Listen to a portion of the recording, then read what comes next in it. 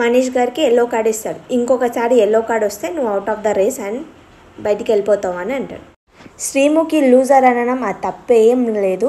అతను మరీ ఓవర్గా థింక్ చేసి ఓవర్ కాన్ఫిడెంట్, ఓవర్ సెల్ఫిష్నెస్, తనకే తెలుసు అన్నీ వేరే వాళ్ళకి ఏం తెలీదు అన్నట్లు ఉంటాడు కదా, దానివల్లనే తను లూజర్ అని అంటారు. ఈ రోజు గిట్ట ఓవర్గా థింక్ చేసి నేనే తోపు, నాకే అన్నీ వచ్చు, వేరే వాళ్ళకి అలా ఆయన టీంలో 6 మెంబర్స్ ఉన్నారు. 6 మెంబర్స్లో ఒక్కొక్కరినైనా సెండ్ చేయొచ్చు కదా, సెండ్ చేయలేడు. ఆయననే వెళ్ళిండు, ప్రతి 4 క్వశ్చన్స్ అనేది తప్పు చెప్పిండు. అతనికి తెలియనప్పుడు వేరే వాళ్ళని పంపించవచ్చు కదా. ఇప్పుడు నీ టీంలో 6 మెంబర్స్ ఉన్నారు. 6 మెంబర్స్ ఉన్నప్పుడు వాళ్ళ ప్రతి ఒక్కరికి ఛాన్స్ ఇచ్చి వాళ్ళ గిట ఇవ్వాలి. నేనే తెలివైనడు, నేనే తోపు అని అనుకుంటే కాదు కదా, ప్రతి ఒక్కరికి ఇవ్వాలి. ఎవరికో కొందరికి మైండ్ అనేది ఉంటుంది, పూర్తిగా తెలియని వాళ్ళు అవుతుండే కదా.